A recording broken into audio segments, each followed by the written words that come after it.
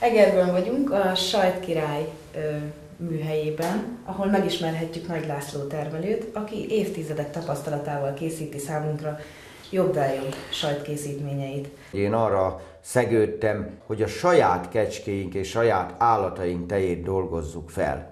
Ezt az őstermelői vagy vállalkozói tevékenységbe végzett magyar kézműves sajtgyártást talán a legelsők között kezdtük még 1998 táján.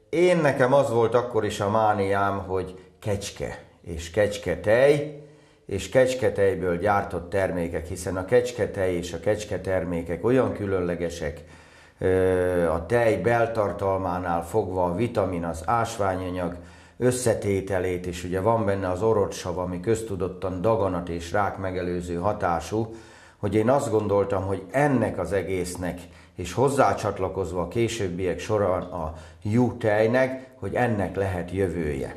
Egy pici kis üzemet sikerült itt felavatni, de uniós minősítéssel, HU 545-ös számon futó kicsi kis tejfeldolgozó üzem, napi 350 liter kapacitással, az úgynevezett népnyelv szerinti gomolya, ami tulajdonképpen a friss sajtok kategóriájába tartozik, ilyen 2,5-3 kg-os tömbökbe gyártjuk. Ez egy kisebb kiszerelésben készülő sajt, rendkívül jól ízesíthetők snidlinggel, kaporral, fokhagymával, medvehagyma, ami most divatos, bármi ilyennel, de viszonylag egy rövid szavatosságú, kellemes, hagymához, paprikához, paradicsomhoz nagyon illő sajt. Azt gondoltuk, hogy olyan termékeket is kellene gyártani, aminek a szavatossága nagyobb. Így kezdtünk el gyártani félkemény sajtokat, elég jó minőségű, nagyon ízletes sajtok, és ennek a szavatossága, azt szoktam mondani a vevőnek, ha nálam kibírt 1 évet, magánál már kibírja, azt a 2-3 hetet még elfogyasztja. Ez nagyon sokáig elálló sajtok. Majd tovább gondolkodva ezen a dolgon, szélesíteni a palettát, indultunk a méltán híres kecske kamembert sajtunkkal. A kecsketejből szinte csak én készítek kamembertet az országba.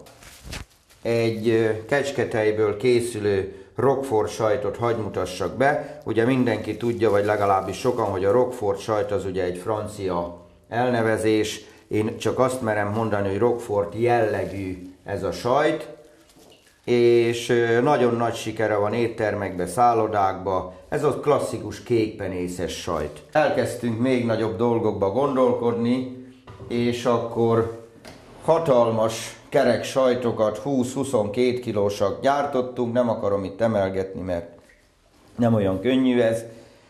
Ennek az a különlegessége, ennek speciálisan, hogy ez juhtejből van. 8-10 hónapos, 1 éves, sőt 2 éves juhsajtom is van. Most dobtuk piacra, most voltunk egy versenyen, ugyan itt 3. helyezett lett, de egyértelmű vélemény, hogy az egyik legjobb sajt volt ezen a rendezvényen, de tavaly is a Gyomendrődi nemzetközi versenyen 4 kategóriából 3-at megnyertek a sajtjaink.